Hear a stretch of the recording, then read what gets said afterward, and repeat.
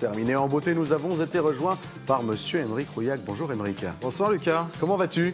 Comme je suis avec toi, toujours très bien. Ah là là, et inversement, parce que tu nous amènes toujours des merveilles. C'est donc parti pour les assoiffés de culture. Sans transition. Ah mais... On n'est pas là pour perdre du temps, Aymeric. Sans transition, tu es notre commissaire-priseur favori et tu nous as apporté ce qui semble être un fauteuil. Mais écoute, le 21 janvier 1793, il y a 230 ans, te souviens-tu de ce qui se passait? On était juste après la Révolution, on était... Tu es en plein dedans. Le roi Louis XVI était exécuté sur la place de la Concorde, l'ancienne place Louis XV, qui s'appelait place de la Révolution. Et donc je suis venu avec un fauteuil qu'on appelle un fauteuil Louis XVI. Ah, génial. Eh oui, une petite chronique qui colle comme ça à l'actualité. J'adore. Lucas, ça te plaît, j'espère? Ah, j'adore. Il y a quelque chose qu'on peut observer, c'est qu'aucun des présidents de la République n'a donné de style au mobilier. Il n'y a pas de style Pompidou ou Mitterrand. Le style Sarkozy, c'est des talonnettes et une Rolex. C'est un style. Le style Hollande, c'est un casque de scooter sur la tête. Pour les meubles, il n'y a que les rois de France qui donnent des styles. Henri II, Louis XIII, Louis XIV, Louis XV, Louis XVI. Et le siège avec lequel je suis venu, c'est pas n'importe quel siège. On l'appelle, mon cher Lucas, une bergère.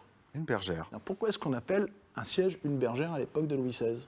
À mon avis, ça se met pas dans une bergerie pourtant, ça. Et pourtant, tu pourrais te dire que confortablement installée dans sa bergère, elle pourrait garder les moutons. C'est vrai. Une bergère, si tu veux, c'est un fauteuil. Un fauteuil, c'est une chaise avec des accoudoirs, comme celui dans lequel tu es assis, si ce n'est que pour nos téléspectateurs, pour une bergère, le fauteuil, les accoudoirs sont pleins. Donc quand les accoudoirs sont pleins, on appelle ça une bergère.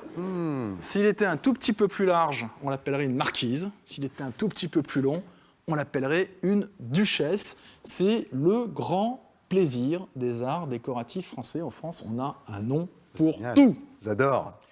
Une bergère, mon cher Louis XVI, mais une bergère Louis XVI. Alors pourquoi Louis XVI? Vous avez une idée peut-être, les amis? Non? Le style des pieds, enfin même le style général, j'en sais rien. Excellent. Le style des pieds, le style Incroyable. général. On a une époque où on redécouvre l'Antiquité, les grands temples antiques. Donc déjà, tu vois que tu as une couleur qui est blanche, laiteuse, voilà, c'est très un peu clair. passée par le temps. C'est très clair. Pourquoi? Parce que c'est pour rappeler la couleur blanche des pierres antiques. C'est l'époque où on redécouvre la ville de Pompéi, où on se prend de passion pour l'Antiquité. Et donc ce siège, il a un dossier qui est droit, extrêmement architecturé. Il repose sur des pieds qui sont des pieds en colonne, cannelés, exactement comme les colonnes d'un temple. Oui. Et puis ce qui est super chic, c'est juste ce que tu vois ici à l'avant et qu'on voit avec les caméras merveilleuses qui nous sont proposées, sont des colonnes en pilastre qui sont détachées du siège. C'est vraiment la super très grande fin, élégance. Très architecturé. Dans le reste de l'Europe, on va parler d'un style néoclassique, classique de l'Antiquité qu'on reprend. En France, on a un roi Louis XVI, on l'appelle le style Louis XVI. Maintenant, tu sais reconnaître un siège Louis XVI. Mais voilà, ce siège, il faut faire quelque chose pour s'assurer qu'il ne ressemble pas seulement au style, mais aussi qu'il est bien de l'époque du roi Louis XVI. Et dans ce cas-là, cette bergère, qu'est-ce qu'on fait? On la retourne, la bergère. Allez, Aymeric, je te fais confiance pour ça. Tu me fais confiance pour retourner les bergères. Je te remercie. Je ne sais pas comment je dois te laisse prendre la primeur de ces tes marques propos. de confiance, mon cher Lucas, pour pouvoir apprécier la manière. Là, on voit des traits de scie qui permettent de voir que ça a été scié vraiment à la main, comme on le faisait à l'époque du roi Louis XVI.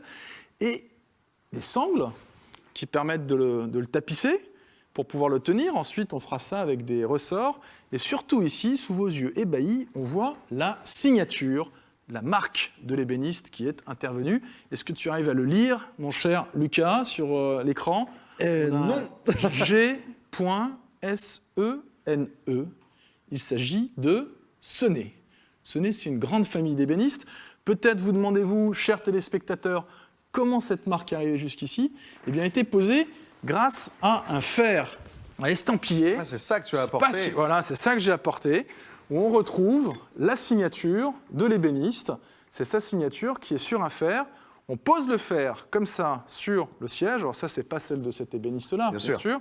Et puis ensuite, on donne un coup, paf, de marteau pour pouvoir le marquer. Ça s'appelle une estampille. Et c'est ça qui permet de signer les sièges à la grande époque du roi Louis XVI. Mais encore maintenant, il y a des ébénistes qui se servent de marques comme ça au Mobilier National pour pouvoir marquer leur création. C'est pour signer les meubles. C'est pour signer les meubles. Donc on sait qu'on a une bergère d'époque Louis XVI, estampillée, Estampillé. mon cher Lucas, d'un certain Sonnet. Sonnet. Sonnet, c'est une grande famille. Est-ce que ça te fait plaisir de jouer avec ce Mais fer? ouais, je veux voir de Bah, près écoute, je justement te à le quoi ça donne. ressemble. Je te Je le veux voir donne, ça, tu merci. vois. C'est lourd, hein? C'est hyper lourd. Qu'est-ce que t'en penses? Ah, c'est génial, je vais en faire un pour moi, mon nom. Je pense L. Chopin, ça sera très bien. Ouais, ou sinon tu fais un petit tampon, tu sais, chez un imprimeur. Ah, bah c'est oui. pas mal aussi, ça fait beaucoup un mal et t'as pas besoin d'un coup de marteau pour pouvoir C'est le donner. vrai, c'est vrai. Et ce Sonnet, en prenant cet ouvrage de référence sur les ébénistes du XVIIIe siècle, on l'ouvre et on découvre que c'est une grande famille d'ébénistes, 6 grandes familles qui ont chacun eu leur propre fer à estampiller. Ah ouais. Et là, on voit que c'est celui de Claude Sonnet, qui est l'un des membres de cette famille. On retrouve exactement la même marque. J'ai mesuré, c'est la bonne dimension, la bonne forme de lettre. C'est donc bien une bergère de Sonnet, fait d'après le modèle de la bergère livrée pour la sœur de Louis XVI à Versailles. Elle s'appelait Madame Élisabeth. Rien que ça. Elle avait demandé une jolie bergère avec des petites colonnes détachées à l'avant. Voilà l'hommage que je voulais rendre ce soir à ce style inénarrable qui est le style Louis XVI sur ton plateau, mon cher Lucas. Merci beaucoup. Mais oui, du coup, avec la taille de cet objet, tu peux savoir si c'est bien sa signature. Effectivement. C'est un objet qui sera vendu quand? Rappelle-nous ça. Il y a une vente aux enchères ce week-end où on a plein d'objets, des meubles, des bronzes, des tableaux, plein de vieilleries. On est dans le second hand, on essaie de donner une deuxième vie à ces objets qui ont quand même 240 ans. Sonnet est actif entre 1743 et 1780. Là, c'est toute la fin de sa carrière, de sa production. Et si vous aussi vous voulez vous asseoir sur une bergère qui a 240 ans, c'est pas la peine d'appeler les copines de votre grand-mère ou de votre arrière-grand-mère. Vous venez me voir et on va s'entendre. Eh bien, à ce week-end, merci beaucoup, Aymeric. Pour retrouver cet objet et tant d'autres encore, rendez-vous sur rouillac.com.